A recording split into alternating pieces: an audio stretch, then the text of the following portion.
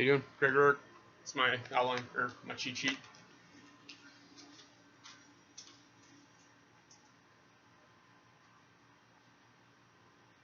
So, my name is Gregory Roark, and I'm going to be talking to everyone about domestic violence.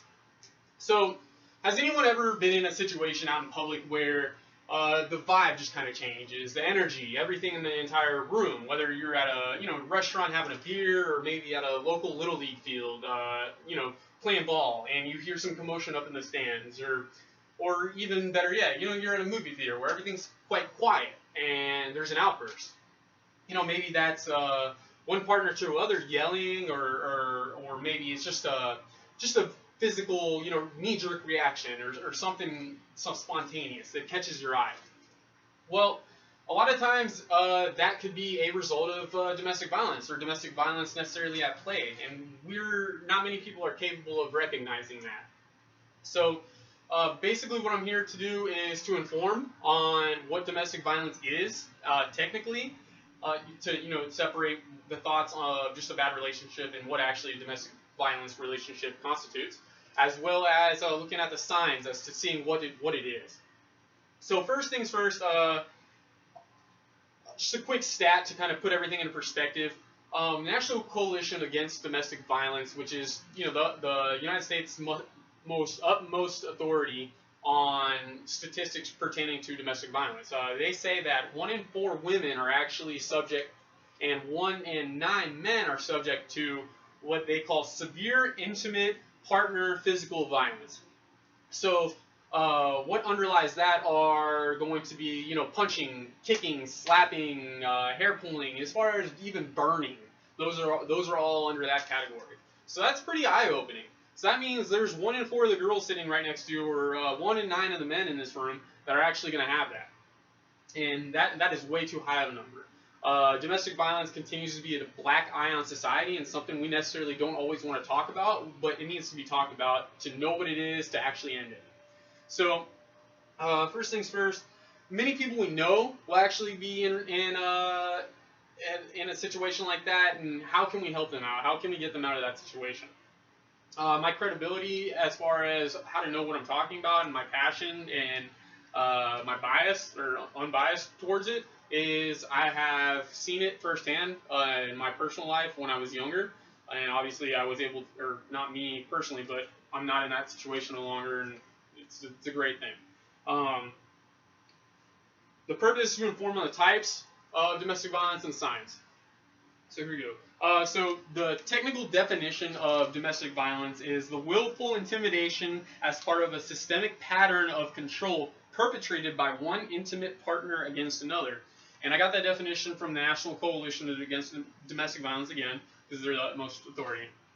They know what they're talking about.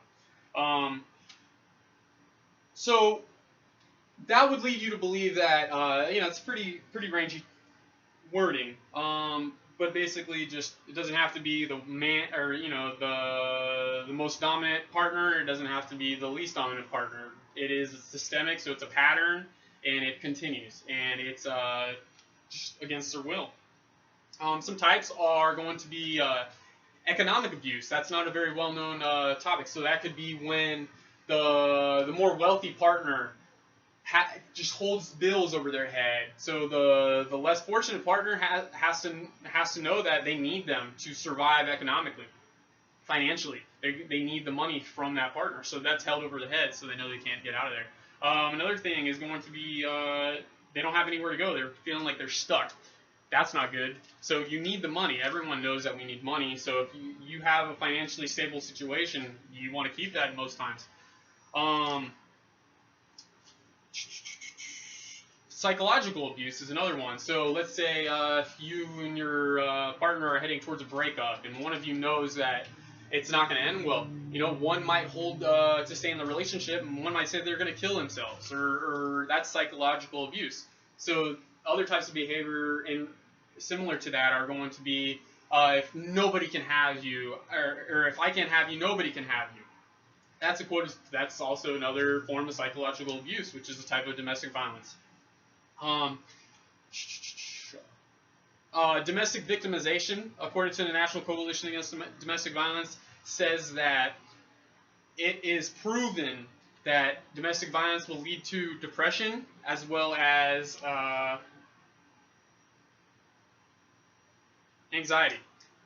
Um, some signs to look for. Obviously, we're not going to talk about the most obvious ones. So physical signs, we don't need to worry about those. Those are obviously going to be your black eyes, bloody nose, scratches, things of that nature. But we're going to talk about maybe the person is isolated. That isn't good. So if your family or friend just becomes completely secluded and doesn't talk to you, and there's no actually rhyme or reason for it, that could be because they're suffering from one of these many types of domestic violence. So that's a sign. So isolation's a big one.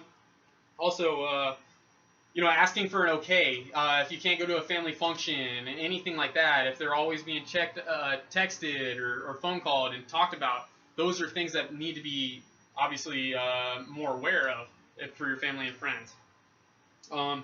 Ways to avoid it are going to be like talk to your family for help. You need to stay in contact with them. So that's a big way. Also, very, very important. 1-800-799-7233 is the national hotline for domestic violence. That's where you can get help if you're a victim or maybe you know someone that's an immediate victim. But don't involve yourself in those situations. That can be bad for everything, especially the victim of domestic violence. So, yeah. So basically, those are the big areas. So the whole purpose was to inform on domestic violence and the signs, as well as relate to you guys, and you know where I'm coming from. Thank you very much.